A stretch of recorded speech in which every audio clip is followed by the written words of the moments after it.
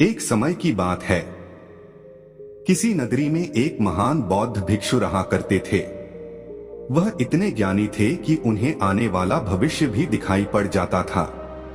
वैसे तो उनके कई शिष्य थे, लेकिन उनका एक शिष्य जो अभी बिल्कुल नौजवान था, और वह बौद्ध भिक्षु जो कि अब बूढ़े हो चुके थे, वह बहुत ही ध्यानी व्यक्ति थे। जब वह ध्यान करने बैठते तो 2 से 3 दिनों तक वो लगातार ध्यान में ही लीन रहा करते थे, और इसी अवस्था में वह आने वाले भविष्य को भी देख लिया करते थे। एक दिन वो बौद्ध भिक्षु ध्यान में बैठे हुए थे, तभी उन्होंने देखा कि आज से 10वें दिन बाद उनका वो युवा शिष्य मृत्यु को प्राप्त हो जाएगा। यह भविष्य देखकर वह बौद्ध भिक्षु ध्यान से बाहर आए, और उन्होंने तुरंत ही अपने उस युवा शिष्य को अपने पास बुलाया और उससे बड़े ही प्रेम से कहा, भंते, मैं तुम्हें अगले 9 दिनों तक की छुट्टी दे रहा हूँ। इन 9 दिनों में तुम अपने घर जाओ और वहां पर सभी के साथ रहकर आओ।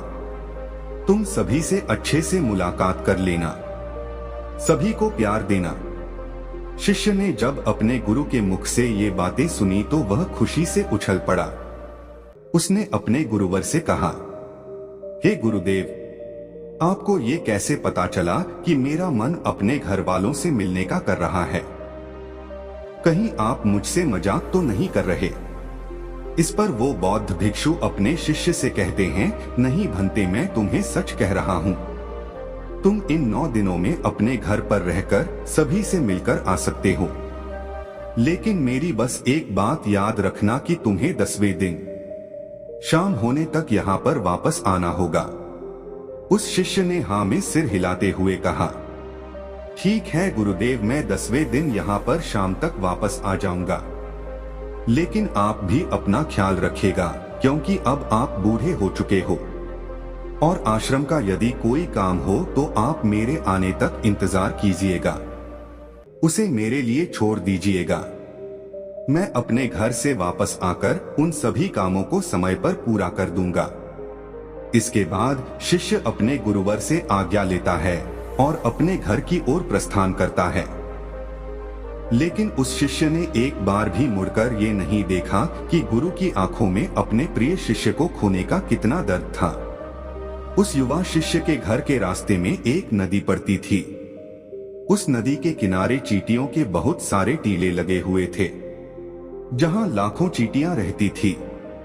उनमें से कुछ चींटियां लगातार टीले के अंदर जा रही थी, और वहीं पर कुछ चींटियां उस टीले से बाहर आ रही थी, जिसमें से कुछ चींटियां एक दूसरे से टकराकर अपना रास्ता बदल लिया करती थी। ये सब देख उस शिष्य को बड़ा ही आनंद मिल रहा था। वह कुछ देर वहीं पर खड़ा होकर उन चींटियों का ये सारा कार्यक्रम देख रहा था। तभी अचानक उस शिष्य का ध्यान नदी की ओर गया, और उसने देखा कि नदी का पानी अब धीरे धीरे बढ़ रहा है, जिससे नदी से आने वाली लहरें चींटियों के उन टीलों के पास पहुंच सकती थी। और जब वह लहरें उन चींटियों के टीलों के पास पहुंचेंगी तो बेवजह ही वो लाखों चींटियां उस पानी में बह जाएंगी, और वो लाखों चींटियां मारी जाएंगी। जैसे ही उस शिष्य के मन में ये ख्याल आया, उसने तुरंत ही अपने ऊपर पहना हुआ वो कपड़ा उतारा, और उस कपड़े के माध्यम से उस शिष्य ने चींटियों के उन टीलों के चारों ओर एक गहरा गड्ढा बना दिया, और बड़े ही कलात्मक ढंग से उस गड्ढे से एक नाली का निर्माण किया, जो नाली सीधे वापस नदी में जाकर मिलती थी, ताकि जब भी लहरें उन चींटियों के टीलों के पास पहुंचने की कोशिश करें तो उन लहरों द्वारा आने वाला पानी वापस उस गड्ढे के द्वारा और उस नाली के द्वारा वापस जाकर नदी में ही मिल जाएगा। इतना करके वह शिष्य अपने घर की ओर चल पड़ा। अपने घर पर पहुंचने के बाद वह अपने घर वालों से मिला, और घर पर रहते हुए 9 दिन कब बीत गए उसे पता ही नहीं चला। और तभी उसे याद आया कि उसे कल तक वापस गुरु के आश्रम में लौटना होगा, जैसा कि उसके गुरुवर ने उसे आदेश दिया था। उसने अगली सुबह ही आश्रम के लिए लौटने की तैयारी शुरू कर दी, और जैसे ही सूरज की रोशनी दिखाई देने लगी, वो आश्रम की ओर निकल पड़ा। उसे उम्मीद थी कि शाम तक वह आश्रम पहुंच जाएगा। धीरे धीरे चलते चलते शाम हो चुकी थी। यहाँ गुरुदेव आश्रम में बैठे बैठे ये सोच रहे थे कि आज तो 10वां दिन है और जैसा कि मैंने उसका भविष्य देखा था कि 10वें दिन वो मृत्यु को प्राप्त हो जाएगा, अब तक शायद वह मृत्यु को प्राप्त हो चुका होगा। इस बात को लेकर वे बहुत दुखी थे। तो मरने से पहले आखिरी बार अपने उस प्रिय शिष्य को देखना चाहते थे। वह यह सोच रहे थे कि कम से कम आखिरी बार ही सही मैंने अपने प्रिय शिष्य का मुख तो देख लिया होता। वो इसी चिंता में बैठे हुए थे। वो ये सब सोच रहे थे, तभी अचानक दूर से उन्हें कोई आता हुआ दिखाई पड़ा। उन्होंने बड़े ही गौर से देखने की कोशिश की और जब उन्होंने देखा तो वे चौंक गए। उन्हें यह पता चल चुका था कि उनका शिष्य आश्रम वापस आ रहा है। गुरु से रहा नहीं गया। वे तुरंत अपने आसन से उठे और दौड़कर जाकर अपने उस शिष्य को गले से लगा लिया। लेकिन अभी भी वे अचंभित थे कि आज 10वें दिन होने के बाद भी उनका शिष्य जीवित कैसे है। वह सब कुछ जानना चाहते थे कि उनका देखा हुआ भविष्य कैसे गलत हो गया। उन्होंने अपने शिष्य से कहा कि जब तुम यहाँ से गए थे तो इन 10 दिनों में तुमने क्या क्या किया मुझे बताओ। तब शिष्य ने चींटियों वाली वह कहानी अपने गुरुवर को सुनाई। कहानी सुनते ही उन गुरुवर को यह समझ में आ चुका था कि उनके शिष्य ने उन लाखों चींटियों की जान बचाई थी और इसी नेक काम के परिणाम स्वरूप उनके शिष्य को एक लंबा और खुशहाल भरा जीवन प्राप्त हुआ है। अपने प्रिय शिष्य के मुख से इन सारी बातों को सुनने के बाद गुरुवर के मुख से अनायास ही निकल पड़ा, कर्म लौटकर अवश्य आता है। शिष्य ने गुरु की इस बात को सुना लेकिन वो इस बात को समझ नहीं पाया। इसलिए उस शिष्य ने अपने गुरुवर से पूछा कि आप क्या कह रहे हैं। तब उन गुरुवर ने अपने उस शिष्य को वह सारी बातें बता दी जो उन्होंने ध्यान में बैठे हुए देखी थी। जब शिष्य ने वह सारी बातें सुनी तो उसके मन में एक सवाल जगा। उसने अपने गुरुवर से कहा, हे गुरुवर, जब आपको ये सारी बातें पहले से ही पता थी, जब आपने ध्यान में ये सब पहले ही देख लिया था, तो आपने मुझे इसके बारे में क्यों नहीं बताया। जब आपको ये पता था कि कर्म इस तरह से काम करते हैं, तो आपने मुझसे पहले ही कोई अच्छा कर्म क्यों नहीं करवाया ताकि मेरी आने वाली मृत्यु टल जाए। तो कृपा करके मुझे ये बताइए कि आपने ऐसा क्यों नहीं किया। मैंने तो अनजाने में ही उन चींटियों की मदद कर दी थी, जिसके परिणाम स्वरूप आज मैं आपके सामने जिंदा खड़ा हूँ। लेकिन ये काम आप मुझे बताकर भी तो करवा सकते थे, तो फिर आपने ऐसा क्यों नहीं किया। इसके पीछे का क्या कारण है। अपने उस युवा शिष्य की इस बात को सुनकर वह गुरु मुस्कुराने लगे और कहते हैं कि भंते, यदि मैं तुम्हें इसके बारे में बता देता तो तुम्हारे मन में एक लालच होता और तुम अपना जीवन बचाने के लिए यह कर्म करते। लेकिन कर्म का असली अर्थ यह नहीं है, बल्कि जब हम किसी भी कर्म को बिना किसी लालच के, बिना कुछ पाने के स्वार्थ के करते हैं, उसी को असली कर्म कहा जाता है, जिसके क्रम में तुम्हारी कोई भी इच्छा जुड़ी नहीं होती। ऐसे काम बिना किसी इच्छा के किए जाते हैं और ऐसे ही कर फलीभूत होते हैं और इन्हीं को असली कर्म कहा जाता है। यदि मैं तुम्हें इसी कर्म को तुम्हारी मृत्यु को टालने के लिए करवाता तो तुम्हारे अंदर यह लालच होता कि इस कर्म को करने के बाद तुम्हारी मृत्यु टल जाएगी।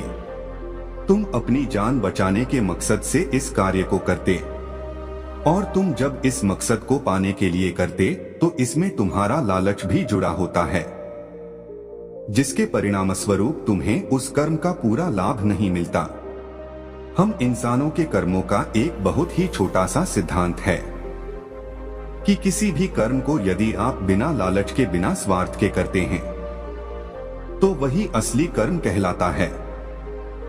अर्थात आप किसी भी कर्म को पूरा मन लगाकर कीजिए, लेकिन उसके बदले में यह मत सोचिए कि उसका परिणाम क्या होगा। इसका फल हमें क्या मिलने वाला है। तुमने देखा होगा कि अक्सर जब कोई व्यक्ति दान करता है तो उसके साथ उसका मन भी जुड़ा होता है। वह दान करते वक्त यह सोच रहा होता है कि यदि मैं आज दान करूंगा तो भगवान मेरे साथ अवश्य ही अच्छा करेंगे, मुझे अच्छे फल मिलेंगे। और इसी तरह वह जिंदगी में बहुत सारे कर्म इसी तरीके से करते हैं, जिसके परिणाम स्वरूप हमें उस कर्म का पूरा लाभ नहीं मिल पाता और बाद में हम ये सोचते हैं कि हमने तो अच्छे कर्म किए थे, लेकिन उन कर्मों का कोई फायदा हमें नहीं मिला। कर्मों का सिद्धांत एक मिथ्या है, झूठ है। जरा आप खुद एक बार के लिए सोचिए, जब आप किसी मंदिर में जाते हैं तो आपके मन में कुछ न कुछ पाने की इच्छा अवश्य रहती है। आप सोचते हैं कि यदि मैं आज भगवान के सामने हाथ जोड़कर ये मांग लूंगा तो मुझे वो अवश्य मिलेगा। आज मैं भगवान की पूजा करूंगा तो इसका फल मुझे अवश्य ही अच्छा मिलेगा। जब आप मंदिर के अंदर जाते हैं, प्रार्थना करते हैं, अपने दोनों हाथ जोड़ते हैं, आंखें बंद करके भगवान को ध्यान करने की बजाय आप अपने मन में उन इच्छाओं का ध्यान रखते हैं, तो क्या आपकी ये प्रार्थना स्वीकार होती है? नहीं, क्योंकि प्रार्थना तो वही स्वीकार होती है जो मौन रूप से की जाती है, जिसमें आपके मन में कोई भी इच्छा न हो। आप उस समय केवल पूरे मन से भगवान को धन्यवाद करते हैं उन सभी चीजों के लिए जो आज तक आपको भगवान ने दी है, और वो भी बिना किसी स्वार्थ के। ऐसी ही प्रार्थनाएं स्वीकार होती हैं। जब आप मंदिर में जाएं तो आपको एक भिखारी नहीं बल्कि एक राजा की तरह जाना चाहिए, ताकि आपके पास आपके मन को ये लगे कि आपके पास वो सब कुछ है जो आपको भगवान ने दिया है, और उसके लिए आपको भगवान का धन्यवाद करना चाहिए। तभी आपकी प्रार्थना स्वीकार होगी। लेकिन ऐसा करना भी थोड़ा सा मुश्किल है, क्योंकि जब भी हम कोई भी काम करने की कोशिश करते हैं तो सबसे पहले हमारे मन में उसके फल की चिंता अवश्य होती है। आपके मन में यह सवाल भी अवश्य आएगा कि मैं ऐसा क्या काम करूं जिससे मैं अपना मनचाहा फल प्राप्त कर सकूं। इसलिए जब भी आप भगवान को ध्यान कर रहे हों तो अपने मन में कोई इच्छा ना रखें। अपने मन को मौन बनाने की कोशिश करें। अपने मन को शांत बनाएं और वर्तमान में रहकर बिना भविष्य की चिंता किए बस कर्म करते जाइए। पर याद रखिएगा कि उस कर्म को करने के पीछे आपका उद्देश्य अच्छा होना चाहिए। उसका फल आपको अवश्य ही अच्छा मिलेगा। और हाँ, ये भी याद जरूर रखिएगा कि यदि आप फल के बारे में ही सोचते रहते हैं तो आप एक न एक दिन गलत दिशा में फंस ही जाएंगे। हो सकता है कि आपके मन में अब ये सवाल आ रहा हो कि कोई दूसरा व्यक्ति आपका बुरा चाहता है। तो दोस्तों, यहाँ पर भगवत गीता में भगवान श्री कृष्ण ने कहा है कि कोई हमारा बुरा करना चाहता है तो ये उसके कर्मों में लिखा जाएगा। हम क्यों भला किसी का बुरा सोचकर अपने कर्म और अपने वक्त को खराब करें। अर्थात जो भी कर्म उसने किए हैं उसकी सजा उसे मिलेगी। आप अच्छी सोच रखिए, अच्छा उद्देश्य रखिए और अपने कर्म को करते जाइए, क्योंकि दोस्तों कर्म ही वो फसल है जिसे इंसान को हर हालत में काटना ही पड़ता है। इसलिए हमेशा अच्छे बीज बोए ताकि फसल भी अच्छी हो। उम्मीद है कि आपने आज के इस वीडियो से जरूर कुछ न कुछ सीखा होगा। तो इस वीडियो को एक लाइक और शेयर जरूर कीजिएगा। मिलते हैं अगले वीडियो में, तब तक के लिए धन्यवाद।